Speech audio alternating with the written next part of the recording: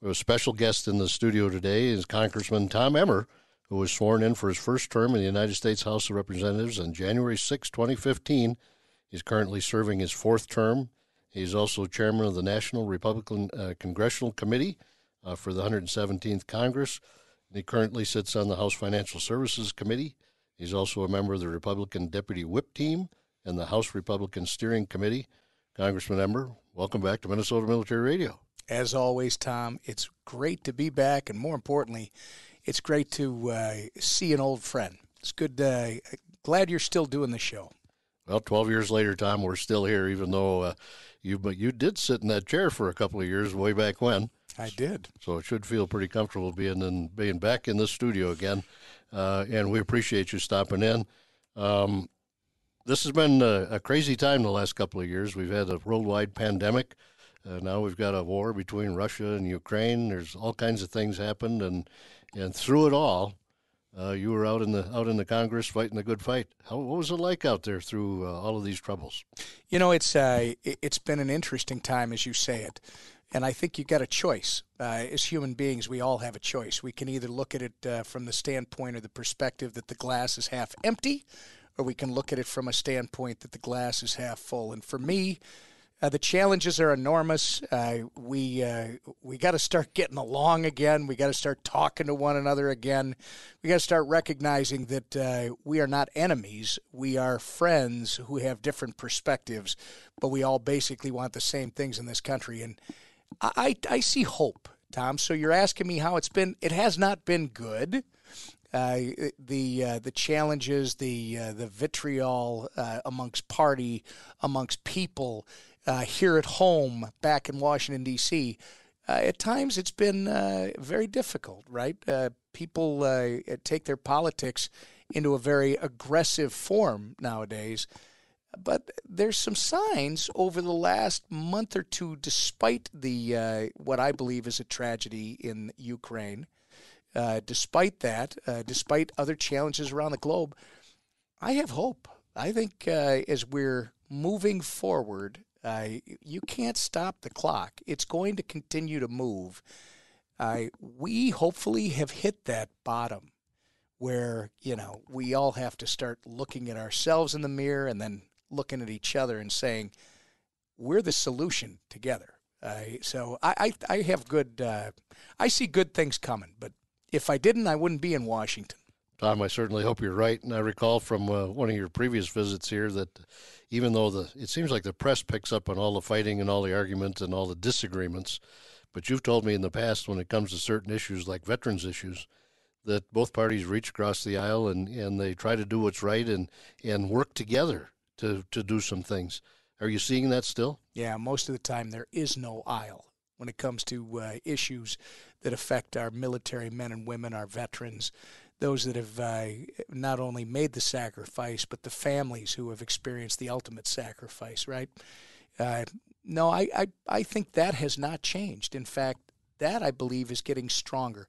And if you want me to complain about anybody, I'll complain about our press, but we can do that some other time. They're selling papers, so they want we're from Minnesota. Nobody in Minnesota likes conflict, but boy, they sure like to peek at it when it happens. And I think that's kind of the way our papers do it. They're looking for the stories that show the most conflict, show the most disagreement, when in fact, you know what? The Minnesota delegation, as an example, in Washington, D.C., is probably one of the most cohesive working groups that there is in Washington, D.C., and especially on issues like the ones we're going to talk about today. We're speaking with Congressman Tom Emmer on Minnesota Military Radio. Congressman, I would think that if our elected officials can work together on veterans issues, maybe they can find a way to work together on some other issues. And I know when you mentioned the Minnesota elected officials, there are things that come up, such as the C-130s from the 133rd Airlift Wing, and I'm sure you've been involved in some of those discussions as well. Well, we all got together on that last year. They were going to try and shrink that group here in at the Air Wing in St. Paul, and this is really important for tactical deployment of not only equipment but personnel, right? So the entire delegation got together. I authored a letter, but it was more than that, right? Putting your name on a piece of paper is important, but all of us advocating together that that was a bad decision, it actually made a difference. They decided not to reduce it. Instead, that went to a different state and a different air wing, which I think it's a great example of when Minnesotans, regardless of their political perspective, get together to get something done, it can happen. You all pull together and you all have your sphere of influences and you can bring other forces to bear. And it's great to hear that those things happen. When it comes to veterans' issues that you've had to vote on over the last year or two, are there any of them that have stood out? Any of them that have seemed more important to you? Well, I think every one of them is important. But, before I came today, because I told you I brought some notes because there's so many things that we work on in this area. And I guess I took it from the perspective of which are the ones I'm most proud of. It's the ones that we succeeded on, right? The Colonel John M. Mchugh Tuition Fairness for Survivors Act, which provided VA education benefits, including tuition, housing, and book stipends to children or spouses of a service member who's permanently disabled due to a service-connected disability or died while on active duty prior to 9/11, or who dies in service, who dies as the result of a service-connected disability. Their survivors can get these benefits, and that actually passed the House and the Senate and became law. Another one was the Protecting Moms Who Served Act, which requires the VA to improve their coordination of maternity care. Another example of a bill that passed both the House, the Senate, by the way, with Democrats and Republicans, and crossed the president's desk and became law. There's another one that you and I talked about very briefly before the show started, the Patient Advocate Tracker Act, which has already passed the House. This would allow veterans to better track any complaints they have that they filed against the VA to make sure that those complaints are being processed and addressed, right? That has passed the House, but and I know from our discussion, but I also know beforehand that Senator Klobuchar believes it's going to pass the Senate. And Tom, when it does, that's another one that will become law. I'm proud of all of those and so much more. Keep in mind, we have an incredible team of caseworkers on staff that help dozens of veterans every month to obtain benefits, obtain records, and whatever support might be available to them. And I hope people utilize not only our office, but the other congressional offices in this state as well. So for our veterans here in Minnesota's 6th District, which is your district, if they've got some issues and they need some help, you've got people on staff that know how to get that help and know how to give the help and do things to take care of our veterans. Yeah, I'm proud of the work that we do. Alejandra and Barb and everybody who's in that office, they have a wealth of experience. Again, we're lucky in Minnesota because we have all of our congressional offices, I believe, have some pretty solid staff. But I'm really proud of our people. They show up every day. And any service member who's got an issue in Minnesota's 6th Congressional District should contact us if they think we can help. Very good, sir. Tom, we're going to have to take a short break. When we come back, we're going to speak more with Congressman Tom Emmer from Minnesota's 6th District on Minnesota Military Radio. Please stay with us. We'll be right back.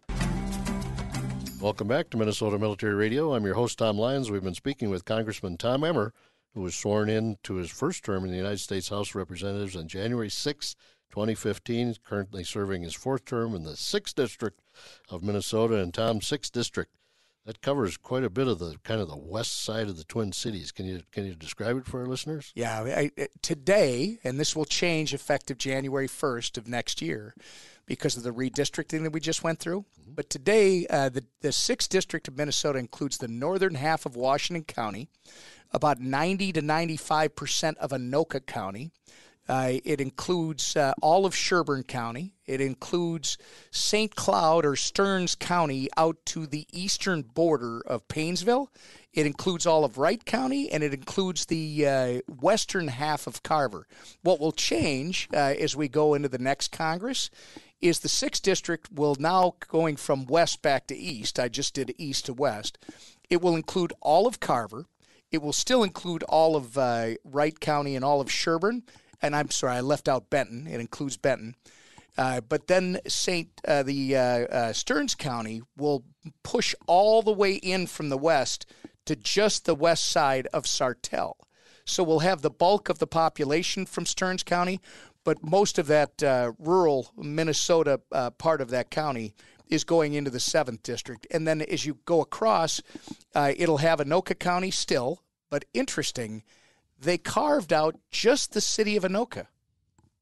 Why, I'm not sure, but just the city of Anoka has been put into the 3rd District, which is currently Dean Phillips. And then the northern half of Washington County will go into Minnesota's 8th Congressional District, which is Pete Stauber. So ours will now no longer go all the way to the Wisconsin border. It will stop with Anoka County. But in that district that you just described, there's some great folks live out that way. Oh, I'm telling you, there's great folks all across Minnesota. But the two, I do find it interesting that we took, that our Supreme Court, or our court that did the redistricting, took just the city of Anoka and put it in the 3rd, because it doesn't seem to fit there. And that's great. We'll continue to do work for the folks in Anoka, and I'm sure the current representative in the 3rd will do good work, assuming he's there starting the next Congress. The one that's interesting to me is think about Minnesota's 8th Congressional District now, represented by Pete Stauber out of Hermantown, Minnesota. It's now about 5 to 6 hours of a drive from the north half of Washington County all the way to the angle in Minnesota, the northern angle. All right, Tom, we're getting close to violating that first rule, no politics here. But I'm sorry, I was just doing geography. Yeah, geography, we're good. We're good. But within the territory and all the people you take care of, we're lucky here in Minnesota to have a couple of really great VA medical centers in the Twin Cities and in St. Cloud, compared to the rest of the country that a lot of folks like down in Arizona, they're having a terrible time. No, I'm very fortunate and privileged, honored to be able to represent one of those two VAs that we're talking about. Obviously, the Minneapolis VA has a phenomenal reputation. It's a wonderful a resource and institution that provides so many things to our veterans here in Minnesota and beyond, I would argue. But St. Cloud is right there with it. Mm-hmm. And St. Cloud is, obviously, I've gotten intimately familiar with St. Cloud over the last almost decade of serving the people in the district. We are very fortunate. I think I won't try to improve on your words. We're really fortunate to have not just one great VA in the state, but two, and then all the related entities that spin off of that. And, of course, the DAV in Minnesota is got about 40 vans out there helping those veterans get to their medical appointments. And Minnesota's way ahead, I think, of the rest of the states and taking care of our veterans and getting to their medical appointments and just looking out for them. So that's got to make you feel good as an elected official out in Congress. That dates all the way back to my short time in the Minnesota State Legislature. I think elected officials in this state, because remember, a lot of elected officials, one of my great colleagues who's retiring is Bob Detmer out of the Forest Lake area. Bob brought his experience, his decades of military experience with him to the legislature, which helped a lot of us that didn't have that background understand issues specific to those veterans and their families. And I think you're right. I think Minnesota has always been ahead of the curve, but we're still getting better. And in the second half of the show, we're going to talk about the Veterans Omnibus Bill that the state legislature passed this year. First time ever, I think, Tom. We're speaking with Congressman Tom Emmer on Minnesota Military Radio. Now, Congressman, I understand you're a member of the National Guard Caucus. Can you tell us what that's about and what you do there? Well, our National Guardsmen and women not only defend our freedom, Tom, as you know, but they also serve as an important connection between our communities and the armed services, right? Our communities in general. We were talking about a couple of kids who are close to me who I know their future probably will involve transitioning from active duty service, right, into a National Guard position where they will continue to serve not only the state of Minnesota but beyond, and at the same time be embedded in our communities. So the National Guard, pretty important, not just to our country, not just to our state, but our local communities. And you and I just talked about one. I mean, I could be talking about our folks up in St. Cloud, but very quickly we'll talk about the 133rd, because that was something that the National Guard Caucus was involved in, not only the Minnesota delegation, but in trying to advocate so they did not reduce the C-130s that we had at the Air Wing in St. Paul. That's some of the things that this caucus gets involved in to try and make sure that are military decision makers in Washington, D.C. have the full benefit of our experience from the local communities and on the ground.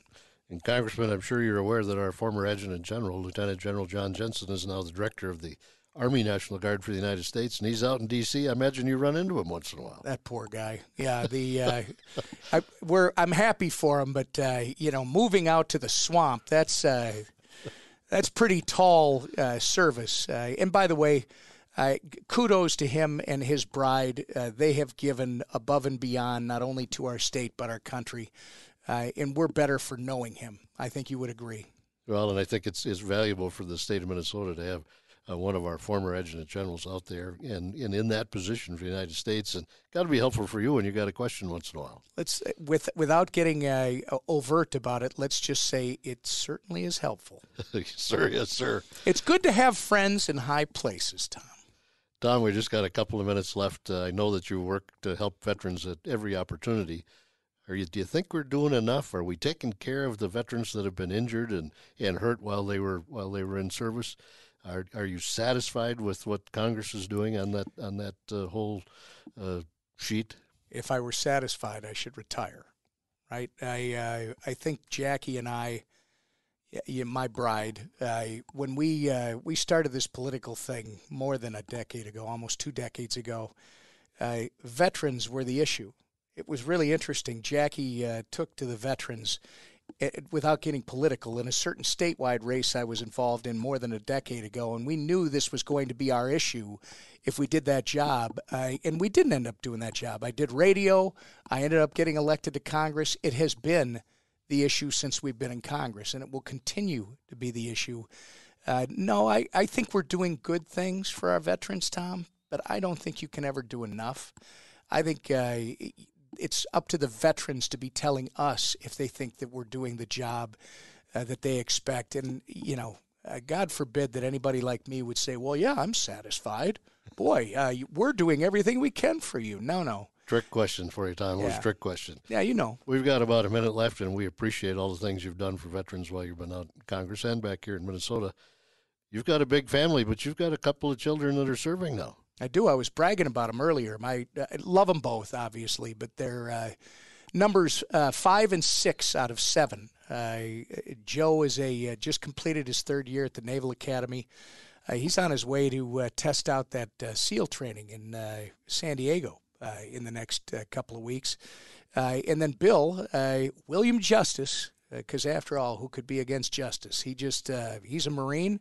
He just got back from 6 months in Okinawa, and I'll say this because everybody who's listening to this show might appreciate this. I was peppering Bill with questions last fall before he left on his deployment. What's it like? What's the life like? Who are the people like? What's the job like? Everything else.